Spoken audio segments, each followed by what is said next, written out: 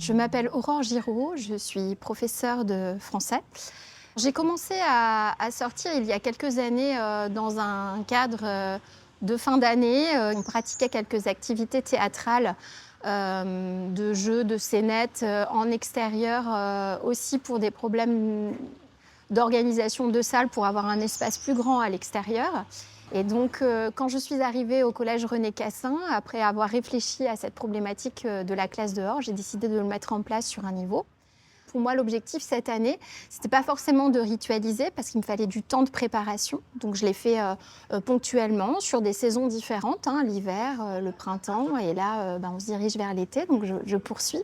Comme j'ai mené beaucoup de projets autour du théâtre, c'est ce qui s'est imposé, c'est-à-dire que j'ai commencé par ça parce que je me sentais à l'aise dans cette pratique, mais je m'adapte aussi aux travaux qui sont en cours parce qu'il était important pour moi de voir si l'action que j'envisageais en extérieur, pas forcément de nature, mais en tout cas de dehors, si cette modalité pédagogique pouvait enrichir le cours de français. Dans un premier temps, j'inviterai les collègues à explorer les lieux, c'est-à-dire proches de leur classe, bien sûr, parce qu'on a toujours dans le secondaire ce problème temporel. Dire, voilà, est-ce que spontanément, il y a un lieu que j'aime ? Déjà, c'est simplement l'émotion et le ressenti. Ensuite, essayer d'imaginer sa classe dans cet espace et de voir aussi, suivant les moments de la journée, ce qui s'y prête, quels sont les passages, etc. Ce qui n'empêche pas les petits ratés, hein. À titre personnel, ça m'est arrivé d'avoir des élèves qui sortent pour aller manger à 11h30 et de se retrouver gênés par des groupes d'élèves. Ensuite, quels seraient mes objectifs en fonction de la séance que je veux faire ? Qu'est-ce qui me plairait de faire ? Est-ce que c'est une nouvelle modalité pédagogique pour enrichir ma classe parce que j'ai un relevé à faire, une chose à observer, etc. Est-ce que je vise le bien-être ? Est-ce que je vise des compétences sociales ou est-ce que je suis plutôt du côté du développement durable ? Ensuite, les supports que je vais utiliser. Est-ce que je n'ai pas besoin de support ? Est-ce que j'ai besoin de plots pour donner un cadre ? Est-ce que j'ai besoin d'une bâche si les élèves doivent s'asseoir et que c'est un petit peu mouillé ? Est-ce que je veux des ardoises ? Est-ce que j'ai besoin de feuilles plastifiées ? Est-ce que je veux utiliser des tablettes, des appareils photo pour garder des traces, des outils pour faire des relevés, par exemple en sciences ? Ça peut être divers et varié. Et la dernière chose, c'est comment je vais créer la transition avec la classe, le dedans-dehors, quelles consignes je vais donner au départ et qu'est-ce que j'attends comme retour de façon à ce que ça donne lieu aussi à un travail qui soit prolongé en classe. Parce qu'il y a un certain nombre d'activités, notamment de rédaction, de compte-rendu, qu'on va retravailler dans le cadre plus classique de la classe. Pour moi, ce qui est très important dans le cadre de la classe dehors et encore plus dans le secondaire, puisqu'on est contraint au niveau des emplois du temps, c'est d'avoir 3 temps. Le premier temps, c'est un temps d'explication des attendus. C'est-à-dire que je vais prendre 10 minutes en classe pour expliquer l'activité et permettre aux élèves de se projeter sur ce qui va se passer dehors. Ça peut aller du parcours jusqu'aux différentes équipes et groupes qui vont aller aux différents endroits. Les consignes, sans en donner trop, parce qu'effectivement, il ne faut pas les noyer sous les consignes.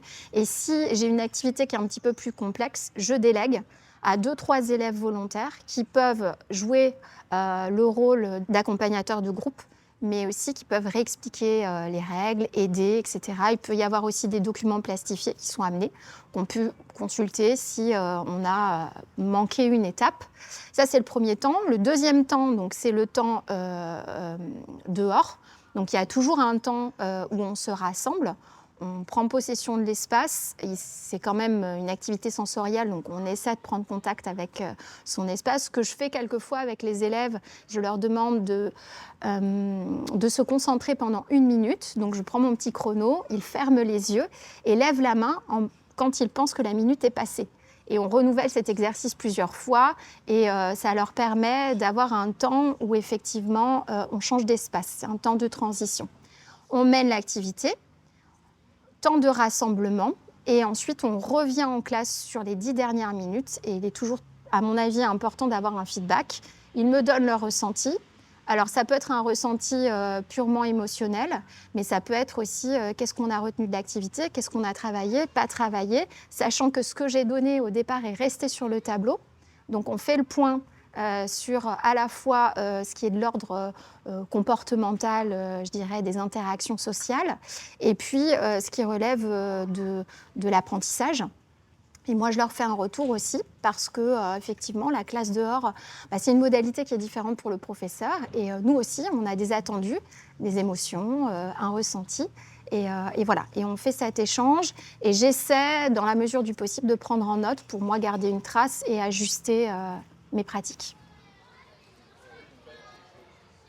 J'ai eu des pratiques autour de l'oral, mais j'ai aussi des pratiques autour de la maîtrise de la langue, de la conjugaison, de la grammaire, de l'écriture. Je vous donne un exemple. Hier, nous sommes allés dehors pour préparer une évaluation sur les fonctions grammaticales, l'objectif étant de savoir repérer un sujet, un attribut de sujet, un COD, etc.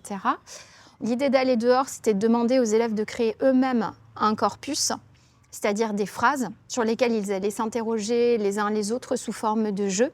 Et le dehors était intéressant parce que souvent, on tombe face à des élèves, surtout des adolescents, qui nous disent « mais je ne sais pas quoi écrire, je ne sais pas comment alimenter, donc qu'est-ce que je vais mettre ?» Et très rapidement, on a une question que les collègues utilisent souvent qui désamorce « qu'est-ce que tu as autour de toi ?» Et simplement le fait d'avoir une feuille ou même de voir un ver de terre, peu importe la chose, en tout cas, ça va permettre de créer une phrase plus ou moins amusante, voilà, selon le contexte.